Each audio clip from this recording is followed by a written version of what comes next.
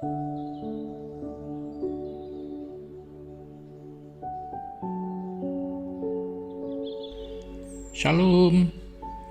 hai sahabat-sahabat semua, saudara-saudari di dalam kasih Tuhan Yesus Kristus. Ya, selamat pagi, selamat bertemu kembali di dalam renungan pagi kita pada pagi hari ini. Ya, dimanapun sahabat-sahabat semua, umat-umat Tuhan berada, ya selamat pagi sekali lagi untuk kita bersama. Dan selamat bertemu kembali, selamat bergabung di dalam ibadah pagi kita pada pagi hari ini. Ya, saudara-saudari, sebelum kita berkongsi sedikit daripada kebenaran firman Tuhan, jadi saya rindu mengajak saudara dan saudari bersama-sama untuk menghadap Tuhan di dalam doa kita. Mari kita berdoa bersama-sama. Tuhan Bapa kami di surga, Bapa kami yang kami kenal di dalam nama Yesus Kristus. Tuhan, kami datang kepadamu pada saat ini.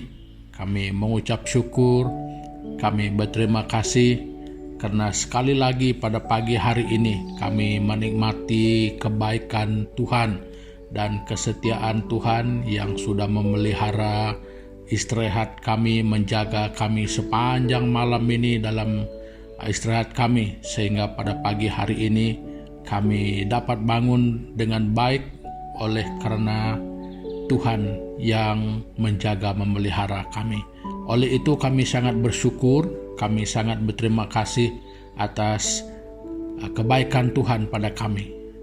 Untuk itu juga Tuhan, kami pada pagi hari ini datang kepadamu. Jadi sebelum kami meneruskan semua aktiviti pekerjaan perjalanan hidup kami di sepanjang hari ini, jadi terlebih dahulu kami ingin menghadap Tuhan, kami menyerahkan seluruh hidup kami ke dalam tangan-Mu, supaya Tuhan yang mengendalikan kehidupan kami. Nah, untuk itu Bapa, kami berdoa juga menyerahkan ibadah ini dan firman Tuhan yang kami akan kongsikan bersama, yang akan kami belajar bersama. Roh Kudus, berikan kepada kami apa yang Tuhan ingin beri kepada kami pada hari ini. Terima kasih Bapa, ini doa kami yang kami naikkan hanya di dalam nama Tuhan Yesus Kristus, Tuhan dan Juru Selamat kami. Amin. Nah, saudara-saudari, pada pagi hari ini saya ingin berkongsi bersama-sama dengan kita satu tema renungan kita yang berkata harga sebuah kasih. Wah, ini kira-kira seperti main hitung-hitungan ya. Harga sebuah kasih. Ya, seperti apakah, sebesar apakah harga sebuah kasih itu. Nah, jadi saya percaya bagi mereka yang berumah tangga, bagi mereka yang punya pengalaman dalam kehidupan zaman muda, jadi yang sempat bercinta, jadi saya tahu dan pasti bahwa setidak-tidaknya kamu punya pengalaman meluahkan perasaan kepada pasangan masing-masing. Ya, bagaimana sekalipun itu adalah cara Anda ingin meyakinkan pasangan Anda seberapa besar, seberapa dalamnya cinta itu kepada pasangan masing-masing. Nah, jadi saudara-saudari, pada pagi hari ini saya tidak akan berkongsi tentang bagaimana cinta di antara manusia, tetapi yang saya ingin kongsikan di sini adalah harga sebuah kasih Allah kepada kita manusia. Ya, apakah benar klaim Alkitab ataupun klaim orang Kristen bahwa Allah mengasihi kita. Jadi bagaimana membuktikan jadi kasih Allah itu kepada kita. Nah, jadi saudara-saudari, pada pagi hari ini saya ingin membawa kita bersama sekali lagi membuka Alkitab kita di dalam kitab Roma pasal yang ke-5. Kita membaca ayat yang ke-8. Begini bunyinya: Akan tetapi Allah menunjukkan kasih-Nya kepada kita oleh karena Kristus telah mati untuk kita ketika kita masih berdosa. Nah, jadi saudara-saudari, jelas ya, harga sebuah kasih di sini adalah satu pengorbanan nyawa. Ya, seperti yang saya katakan tadi, mungkin kita pernah mendengar bahwa ada istilah-istilahnya, bahasa-bahasa orang sedang bercinta dulu yang mengatakan bahwa demi cinta lautan api sanggup kurenangi. Ya, kira-kira demikianlah. Jadi demi apapun itu adalah demi perasaannya, demi kehendaknya, ya demi membuktikan kasih-Nya. Nah, jadi pada pagi hari ini kita melihat apa bukti kasih Allah yang begitu besar untuk kita. Kasih yang mempunyai harga yang tidak ternilai. Ya, di sini kita dapat melihat satu istilah yang boleh kita guna pakai di sini adalah kasih itu adalah sebuah pengorbanan. Ya, jadi demi kasih Allah sanggup berkorban demi kita. Nah, jadi saudara-saudari, harus kita sadari bahwa inilah betapa besar dan dalamnya Tuhan itu mengasihi kita. Dia sanggup berkorban demi membuktikan kasih-Nya kepada kita. Nah, jadi bagi kita saudara-saudari, harus kita sadari dan harus kita pahami bahwa Tuhan itu sungguh-sungguh mengasihi kita. Jadi tidak ada kasih yang seperti kasih-Nya yang sanggup dan rela berkorban. Ya, jadi mungkin bagi kita, mungkin kita pernah berjanji demikian rupa, tetapi kita juga saling menuntut ya di antara pasangan kita. Jadi kalau aku begini, kamu juga harus begitu. Nah, jadi kalau saya berjanji begini, kamu juga harus demikian. Ya, itu kalau manusia yang bercinta. Jadi harga ataupun nilainya kasih kita dibandingkan dengan kasih Allah itu terlalu jauh. Nah, jadi ketika kita masih berdosa, ketika dalam keadaan tidak dapat berbuat apa-apa, Dia berkorban untuk saya dan saudara, tanpa seorang pun di antara kita manusia ini yang pernah meminta supaya Dia melakukan hal itu. Tetapi karena kasih yang ada di dalam Allah itu sendiri, makanya Dia melakukan hal itu.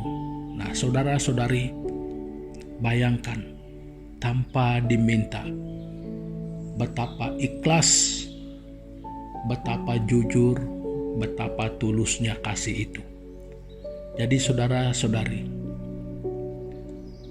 mungkin ini dapat kita pikirkan bahwa seperti apakah Tuhan itu terhadap kita, kasih-Nya kepada kita, sehingga di dalam keadaan kita tidak berdaya, di dalam keadaan kita tidak mampu untuk menyelamatkan diri daripada ikatan dosa, Dia di atas kehendak inisiatifnya sendiri, Dia sanggup berkorban untuk kita. Nah, jadi saudara-saudari, sebagai membuktikan dengan lebih lanjut apa yang kita kongsikan bersama pada pagi hari ini, jadi saya membawa kita sekali lagi membaca dan membuka Alkitab kita di dalam 1 Yohanes ya, pasal yang keempat. Jadi kita membaca ayat yang ke-14 sampai 16. Nah, jadi begini bunyinya dari ayat 14. Dan kami telah melihat dan bersaksi bahwa Bapa telah mengutus anaknya menjadi juru selamat dunia. Barang siapa mengaku bahwa Yesus adalah anak Allah, Allah tetap berada di dalam dia dan dia di dalam Allah. Kita telah mengenal dan telah percaya akan kasih Allah kepada kita.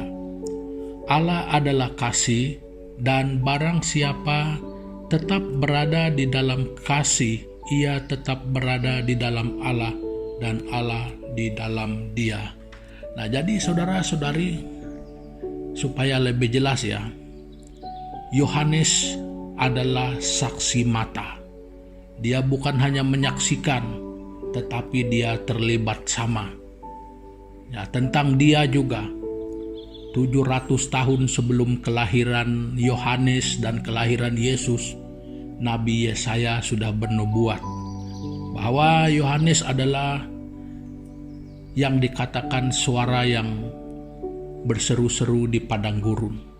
Nah, dia mendahului kedatangan juru selamat yang dijanjikan, yang dinubuatkan 700 tahun lebih awal dari kelahiran Yesus maupun Yohanes. Nah, jadi saudara-saudari, Yohanes adalah saksi mata dan orang yang membaptis Yesus demi menggenapi firman Allah.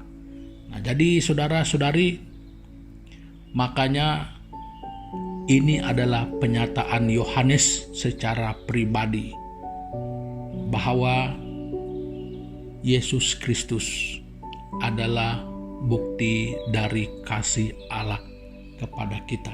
Nah, sekali lagi saya ingin tegaskan, baik melalui pembacaan kita dari kitab Roma pasal 5 ayat ke-8 dan 1 Yohanes pasal ke-4 ayat 14 sampai 16 ini, bahkan sangat banyak di dalam kitab Perjanjian Baru menyatakan hal yang sama.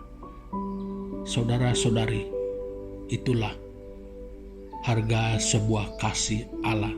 Kasih yang sanggup berkorban, kasih yang sanggup memberikan nilai yang terbaik demi saya dan saudara.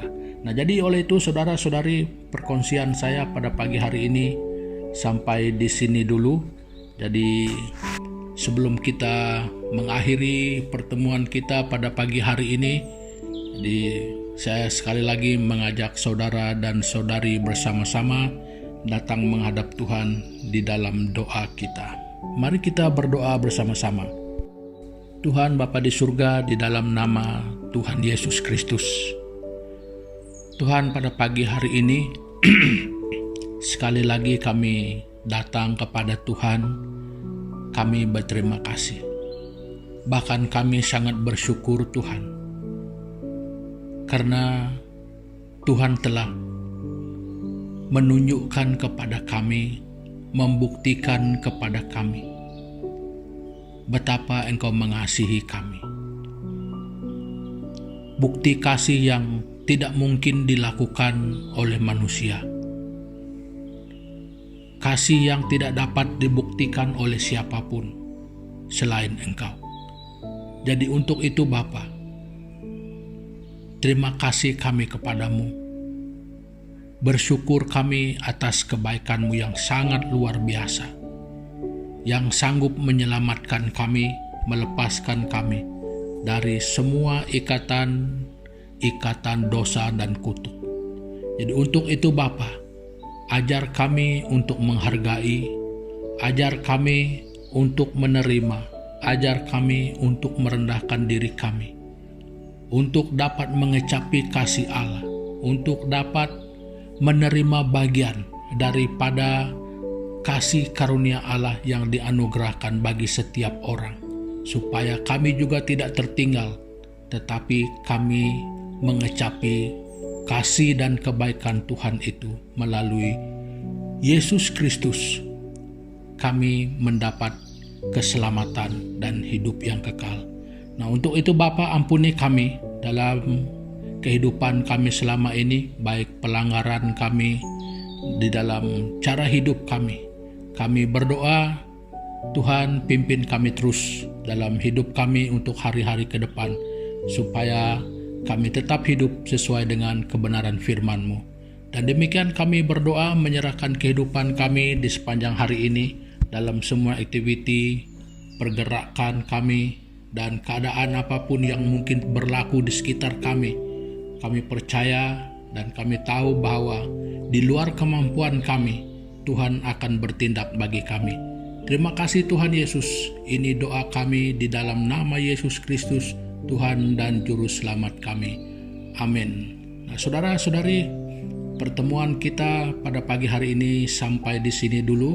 Nah, bagi saudara-saudari yang belum subscribe, silakan subscribe dan share message kita ini kepada teman-teman kita yang lain supaya mereka juga mendapat berita kebaikan, Injil berita baik ini.